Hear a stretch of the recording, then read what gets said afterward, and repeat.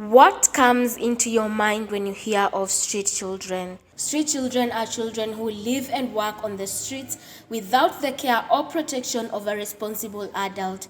They are particularly vulnerable to abuse, neglect, and exploitation, and they face many challenges in their daily lives. According to the United Nations Children's Fund, street children cover over 100 million of the world's population. In Africa alone, there are over 12 million street children. In a research done in 2019, there are about 300 street children in Kenya. With this number having skyrocketed over the years, many organizations have come up in an aim to help children in various ways. One such organization is the Salesian of Don Bosco Congregation. My team and I went on a mission to find out about their operations.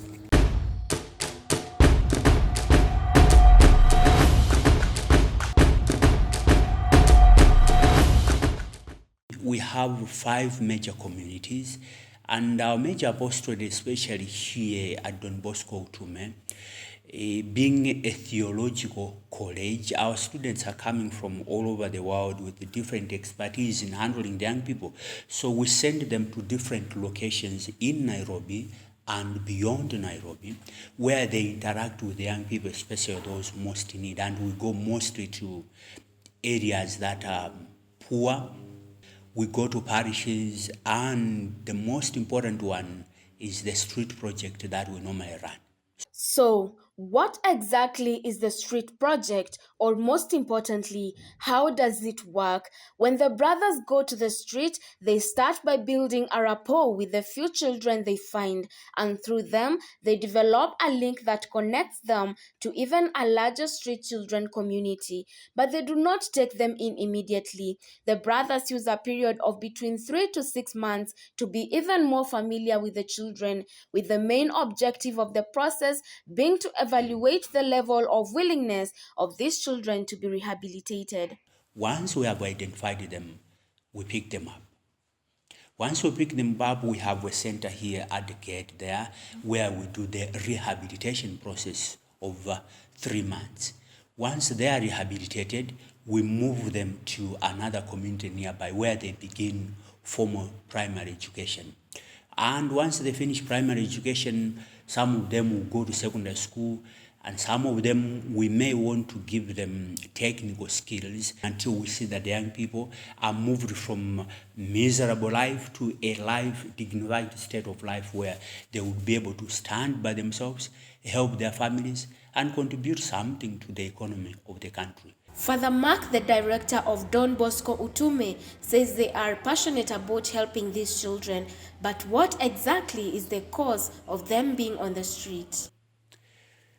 The reasons why they find themselves on the streets are different. Most of them, they are stemming from broken families. Some it will be that the parents were living together, but then for some reasons or the other, they separate. So the father goes to marry another one, and the mother goes to get married to another one. The new spouses are not willing to live with these children. And because of that, the parents are forced to abandon the children in order to accommodate the new spouses. With that, the children have no option but to find life on the streets and survive. Despite Father Mark's explanation of their commitment and passion of rehabilitating the children from the streets, there is one question still unanswered. How do these children get to the streets in the first place? Father Mark gives us a glimpse of some of the reasons. Okay, now these are children that you're taking from the street and you are getting them through education up to the university level, Yeah. I believe. So how do you get the funding to support them?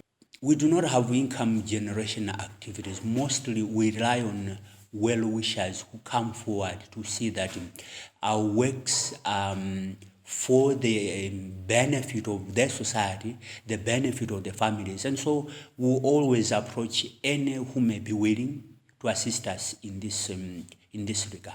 One of the many ways the congregation helps the children is through football. These children come from different areas such as Kuwinda, Kangemi and Kikuyu, and football brings them together not only to play it but to also be mentored and assisted in their future. Brother Deogratius Masawe is a Tanzanian who has been in Kenya for the last 9 years. He is also the coach of the team. When I joined the community, I found a team which was under Karen Hospital by then, but I started as a player because also I'm a good player. And then the way things they were going, I was just observing, and I found that the way they are going, they are not going the way it's supposed to be in line with the sports. So having football coaching skills, because I remember doing my training 2010, 2011, and I have a certificate in coaching, I decided to take up a team. However, taking up the team was not as simple as he makes it sound. The Karen Hospital Football Club, which was mainly comprised of nursing students from the privately owned Karen Hospital, was then playing at the Nairobi City County League, but the results were never pleasing. Brother Dio decided it would be wise to spread his scope and include other players from outside, with the youth from the disadvantaged area being his priority. 2021, I saw there is a need to do a reshuffle in the team. Instead of relying on the student alone, then I can go around and have young people around. And my target was mainly the slums. These include Kibera, Ndonyo, Matopeni, and some village around. It is true, it started to turn up. Boys, they joined, we started a serious training. But luckily, I had one boy who was coming from University of Nairobi. He was invited by his friend who works in Karen Hospital. So he came, his name was Abdul Razak. He came, and then he seen the passion I had, he went to alert the rest. So now the team covers from Karen, Kuwinda, Matopeni, Ndonyo, and up to Kikuyu. Now that the team is in a new badge, Brother Dio decided to start taking the challenges up his sleeves. In 2020, they participated in the inter-hospital tournament Nairobi City County, and they took home the trophy. That in some way acted as a passive marketing strategy for the team, and as if it was not surprising enough, some players would even leave the teams they were previously playing for and join Dio. The team's luck did not end in 2022. Fast forward to 2023, the team is still reaping big. So 2023, it has been a year of success as well. So far we are in the county league. We are number 2, and the one who is leading is ahead with 1 point. But on the other hand, we have 2 games in hand. So we are hoping also we can do better than what we are doing now.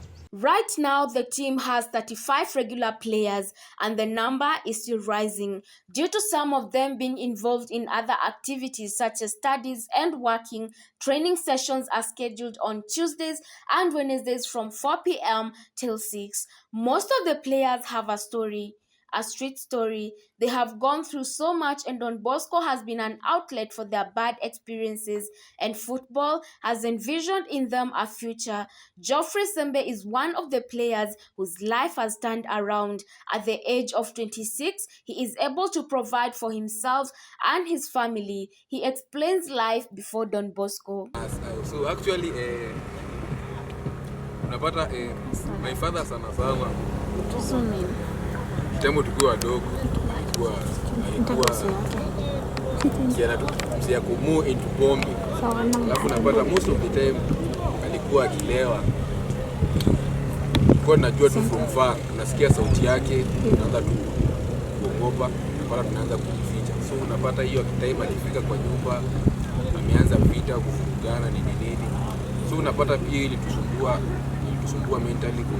actually in our house, in our home, siblings watatu. I have 2 sisters and I'm the only brother. So I'm the middle one. So unapata pia hiyo kudeal na mzae pombe sigara nini actually pia ilikuwa inatusumbua. So unapata sometimes akienda into those drugs akienda kujibamba huko je kama amelewa, unapata pia akifika tu kwa nyumba ile tunakuwa nafikiria tu vita. So unapata hata angekupiga na anything yenye napata mbele, pata shoka, apate hata flask, apate kikombe. So hii ikikuwa dogo ilikuwa inatusumbua. So tulikuwa tunajua akitoka akienda sherehe yake, kupiga sherehe yake, tulikuwa tunajipanga mapema before afike tumepotea. Some of the players cannot bear to remember their sad past, with some evading the whole story and others diverting. The life ilikuwa ngumu, nikotoka chini kwenda kupata like training kits, kitu kama hizo, kupata balls nini. Kucheza mpira nimecheza hadi nimefika umri mtu mkubwa, kama bado sijapata chance ya kufika huku niliko sasa hivi. Yeah. Nini ilikufanya uingie Kwa timu? Nilipatwa na nilitoka street, siko na job yote, ndio nilikuwa talented in soccer. Sasa wakati nilitoka hapa na Karen Hospital wakani offer job, nikatoka Division 1 nilikuwa Kangemi All Stars, then nikarudi kucheza mpira Karen. Ulijipata aje kwa streets? Nilipata kwa street after kupoteza my mom. Sasa nilikuwa nimetoka nacheza ball kutafuta pesa. While the Karen Hospital Football Club is flourishing, both the coach and the players have challenges when it comes to finances. First and foremost is a financial crisis, which it is a cry all over. Yeah, that is one. 2, indifferences in the community, in the society at large. The way I understand boys, it is not the same as others they understand. So those are the challenge. Not only boy, also I do work with girls. So that is it. There's a lot of challenges, but here in football, there must be a challenge, but you have to push yourself.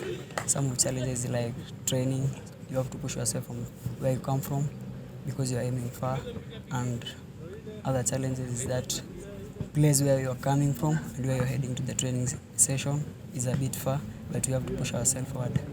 Challenge pia nyingine, unajua nimesema most of us are students. So sometimes napata tunakuja game, maybe hakuna allowance or anything kwa management, maybe mekauka somewhere. So unapata tunacheza game tukiwa njaa.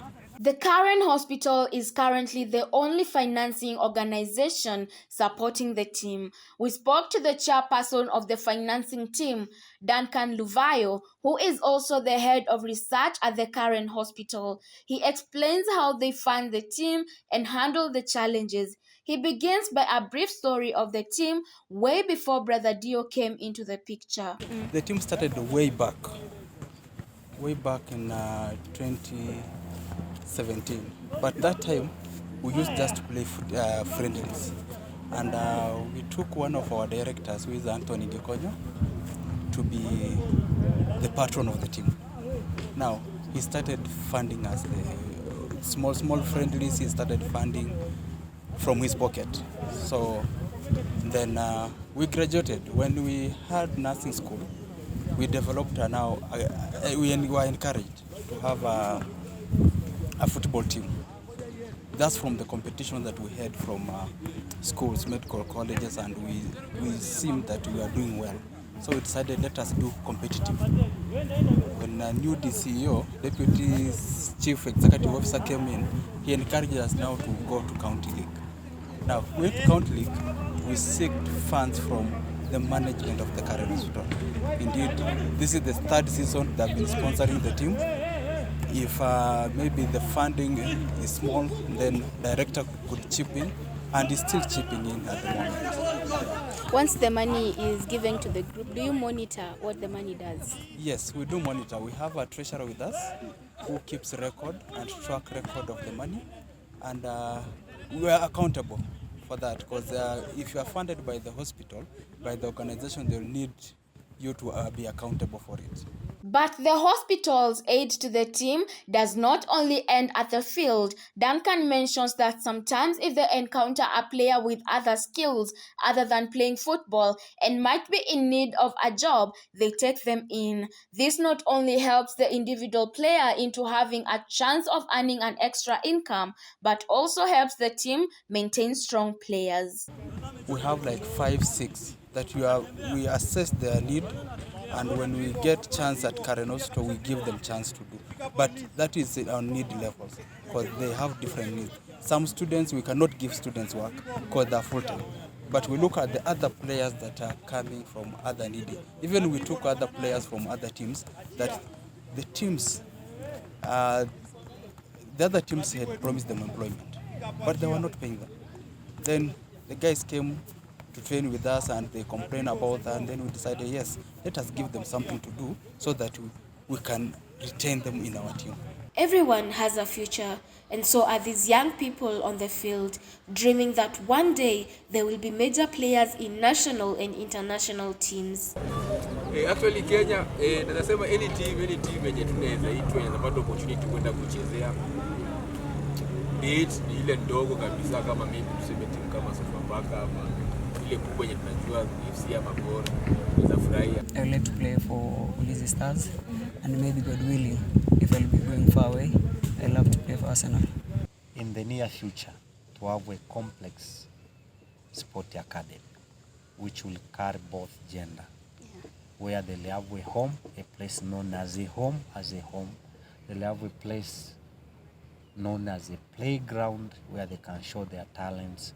They have a place where they'll call a school. They'll have a place where they also gain spiritual nourishment. That is my dream. The financials are not left behind. If we get a sponsor, we need a sponsor.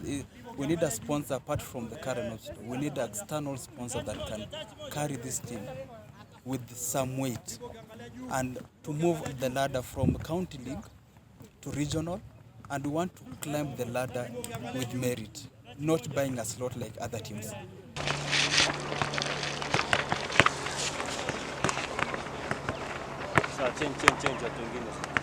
Brother Dio is more than just a coach to his team. With his passion still counting, he admits that the far they have gotten as a team is due to the equal cooperation and respect among all members of the team. But that is not all. Dio treats the players as his little brothers, attributing to his humble Tanzanian beginnings. I have a passion with young people because of the background in which I'm coming from, the life I have gone through, struggle I have gone through.